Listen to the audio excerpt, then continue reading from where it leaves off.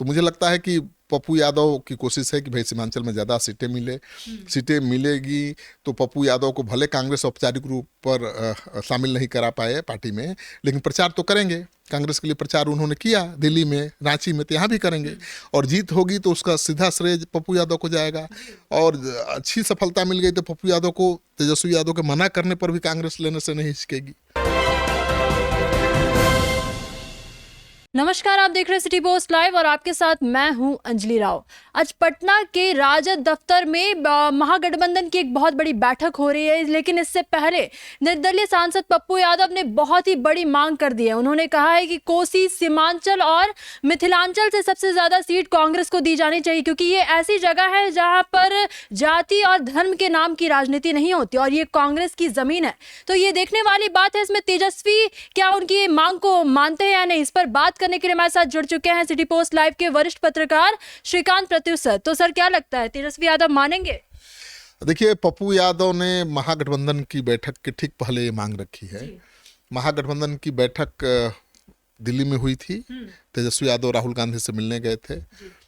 कोई खास नतीजा तो निकला नहीं, लेकिन एक अच्छी शुरुआत हो गई है कि दोनों के बीच जो गैप था, बातचीत बंद थी, वो बातचीत शुरू हो गई है। और आज पटना में आरजेडी दफ्तर में महागठबंधन के घटक दलों की बैठक चल रही है। कांग्रेस के प्रभारी कृष्णा ओलावरू, राजेश राम जो प्रदेश अध्यक्ष हैं, डॉक्टर शकील अहमद खान सभी मौजूद हैं। वाम दलों के नेता भी मौजूद हैं और सीटों की संख्या पर बातचीत चल रही है। कौन किस सीट पर लड़ेगा, कहाँ किसकी जीत होगी, इस पर चर्चा हो रही है। चुनावी रणनीति बन रही है। लेकिन पप्पू यादव ने इस बैठक के पहले बड़ी मांग की है कि कोसी, सीमांचल, मिथिलांचल में कांग्रेस पार्टी को ज़्यादा से ज़्यादा सीटें मिलनी चाहिए। दरअसल वाकई जो कोसी, सीमांचल और मिथिलांचल का इलाका है, कांग्रेस का एक ज़माने में गढ़ था। लेकिन मुझे जहाँ तक याद है कि जो कोसी आपदा आई थी, बाढ़, उसके बाद नीतीश कुमार ने बहुत काम किया था और वहाँ पर अपनी बहुत मजबूत पकड़ बना ली थी। तो उनकी मांग तो बहुत बड़ी है। अगर कोसी सीमांचल इलाके में तेजस्वी यादव कांग्रेस को ज़्यादा सीटें दे सकते हैं तो कांग्रेस का परफॉर्मेंस बहुत बढ़िया हो सकता है। तो सर, अब इतनी बड़ी मांग उन्होंने कर दी पप्पू यादव ने, तो अगर तेजस्वी यादव उनकी मांग को मान भी लेते तो इसमें पप्पू यादव को क्या फायदा हो? देखिए, पप्पू यादव कांग्रेस पार्टी में अपने पार्टी का विलय कर चुके हैं, आपको पता ही है। और फिर भी कांग्रेसी बन नहीं पाए, क्योंकि पूर्व प्रदेश अध्यक्ष जो थे कांग्रेस के, अखिलेश सिंह, वो भी नहीं चाहते थे उनकी एंट्री कांग्रेस में। तो विधिवत ढंग से जो कांग्रेसी होने के लिए ज़रूरी है कि सदाकत आश्रम में आकर पर्ची लेना पड़ता है, वो ले नहीं पाए, तो कांग्रेस में विधिवत उनकी एंट्री नहीं हो पाई। लेकिन वो कांग्रेस के नेता अपने आप को मानते हैं। उनके दफ्तर में भी देखिएगा तो उनके बैकड्रॉप में कांग्रेस पार्टी का ही बैनर पोस्टर लगा हुआ है।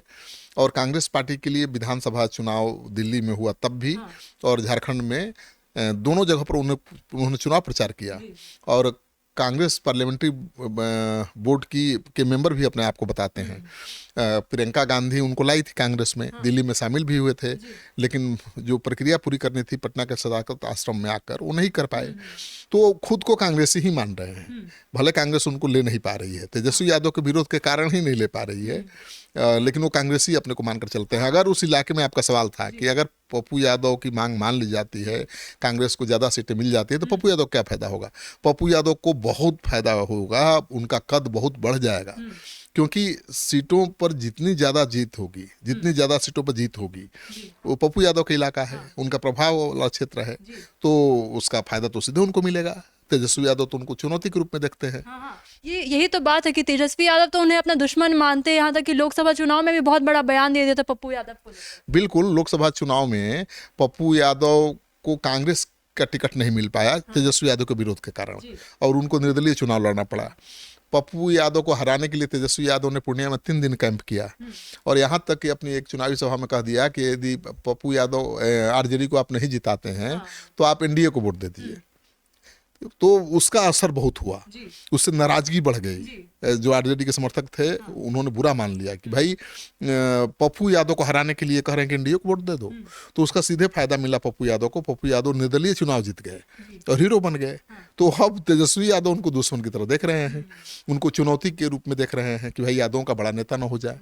इसलिए पप्पू यादव की एंट्री कांग्रेस में नहीं हो पा रही है। सर, सबसे अहम सवाल है कांग्रेस के लिए, कांग्रेस की जमीन है, कांग्रेस को ज्यादा सीटें मिलनी चाहिए, ऐसा कह दिया पप्पू यादव ने। वो तो वैसे तो निर्दलीय सांसद है, लेकिन कांग्रेसी अपने आप को क्यों ऐसे?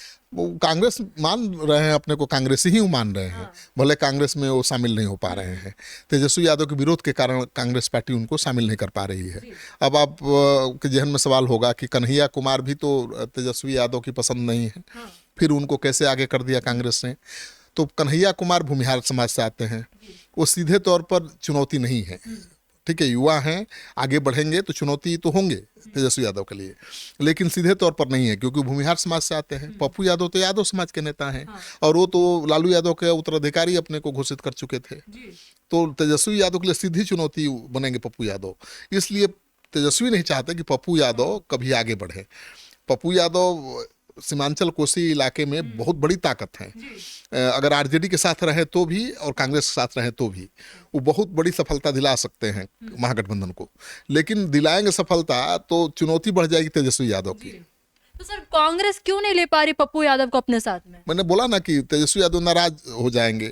तेजस्वी यादव कन्हैया के नाम पर तो किसी तरह से मान गए, हालांकि उनसे पूछकर कन्हैया कुमार को कांग्रेस से आगे नहीं किया था। कांग्रेस ने तल्ख तेवर दिखाया था, और कन्हैया कुमार पसंद नहीं है तेजस्वी की, फिर भी उनको आगे कर दिया था।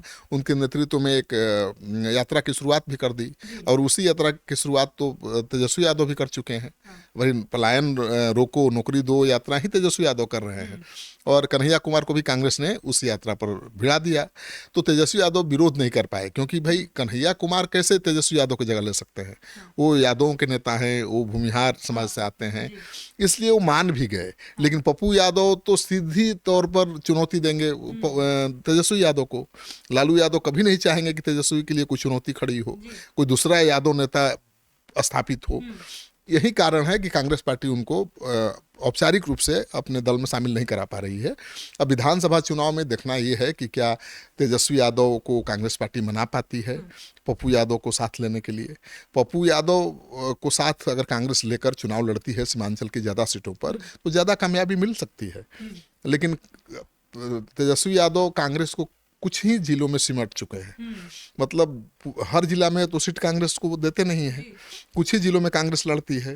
तो कांग्रेस की ये भी मांग है कि भाई हर जिला में 2 सीट मिले।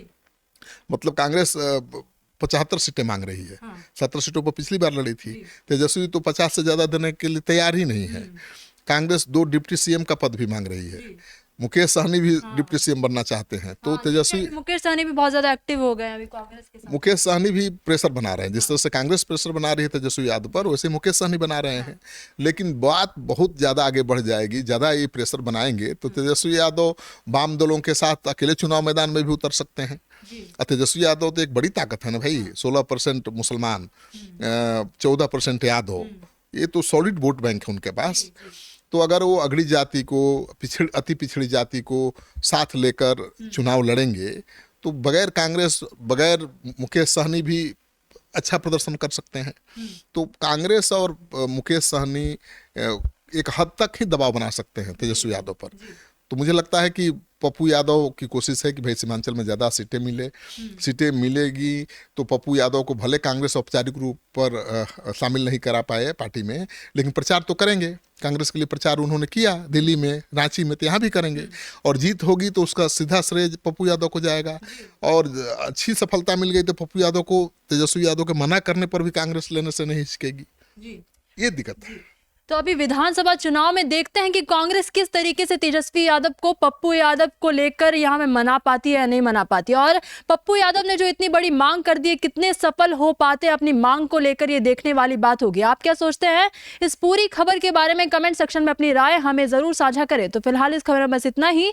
आगे खबरों के लिए आप बने रहिए सिटी पोस्ट लाइव के साथ। आपका धन्यवाद।